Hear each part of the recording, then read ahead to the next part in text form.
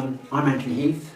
I've been in Oxford rather a long time. I first came here in 1970 as a tutor in sociology, and I became the founding professor of the Department of Sociology in, I think it was 1999, and I semi-retired in 2010, but I'm still carrying on doing research. And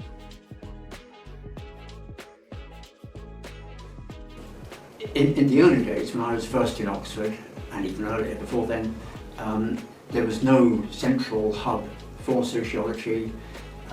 There were some sociologists scattered around Oxford, but they were in different colleges, in sometimes different departments, even different faculties, and they had very little to do with each other. And there was no central facility for students, so it wasn't a great student experience either. They were pretty isolated and fragmented.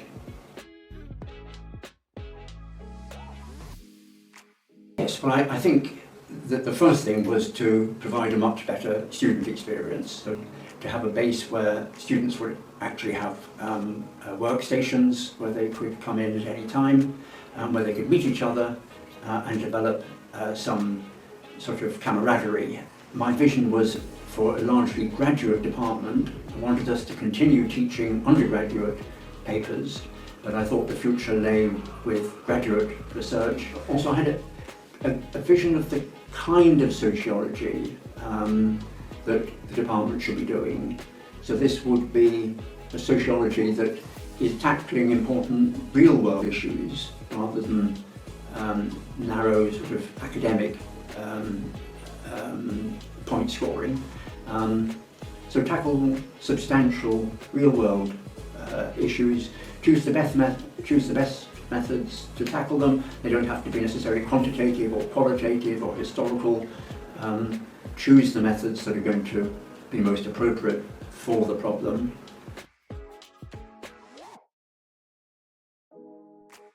It's certainly grown, which is wonderful. We've got more students, and the department is well established. So it's larger, doing more, larger number of students, and has been doing extremely well in the research excellence framework. So yeah, it's got bigger and better.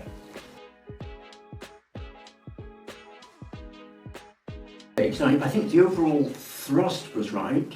I think I knew, and I've certainly emphasised to myself the importance of selecting high calibre staff and students, which I think we've always tried to do. I probably told myself not to take on quite so much myself, but to try and rope in more people to share the burden, particularly of doctoral supervision. So be a bit more inclusive and be open-minded, not jump to decisions too quickly, perhaps just to not be quite in such a hurry, to be a bit more patient. Patience and perseverance. I think I would have told my younger self are great virtues.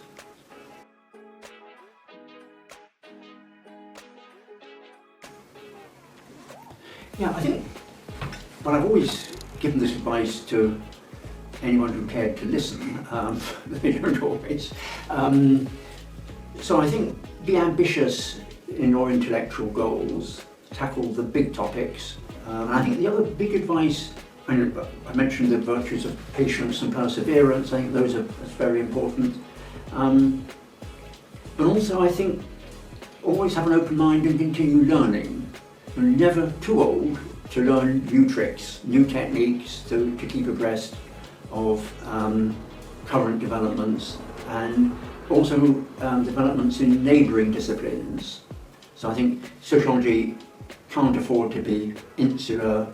I've collaborated with economists, demographers, psychologists, and obviously political scientists. So I think, yes, continue to be open-minded to new ideas, new approaches, and new problems. Don't just stick with the same old problem. Be prepared for your intellectual work to evolve.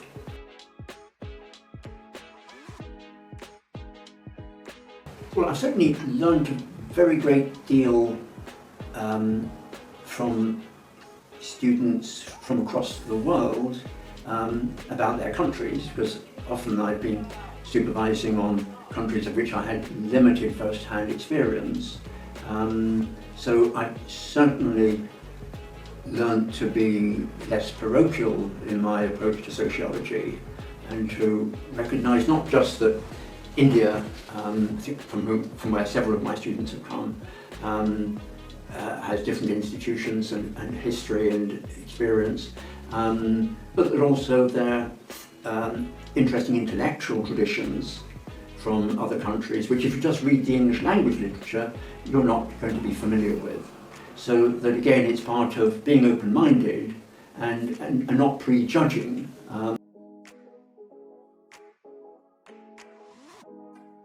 Yes, I think what I'm particularly keen on is to encourage students who want to understand contemporary social issues, social problems, so substantive issues in the real world that actually matter, such as social integration, social conflict, inequality,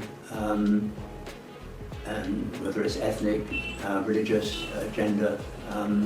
So that I'd like to encourage students who are tackling a range of substantive problems, but are also taking a rigorous intellectual approach, rather than trying to find an answer that justifies their preconceptions. So I think, again, it's being open-minded to new solutions to the problems is important. So it's a questioning, open-minded approach, but engaging with the real world. And I think, in a sense, I'd like to encourage people a bit like myself who want to influence policy. I've done quite a lot of work with a range of government and international bodies.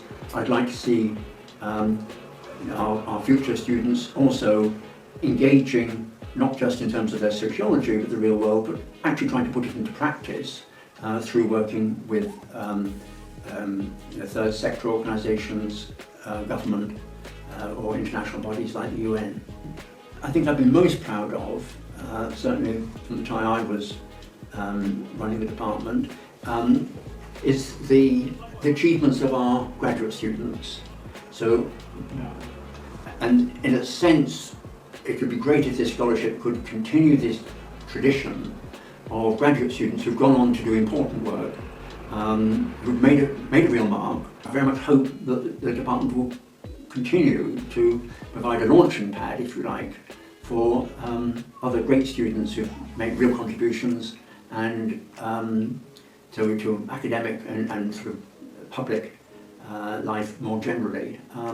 So we can all be part of this Oxford tradition of rigorous empirical research on important issues.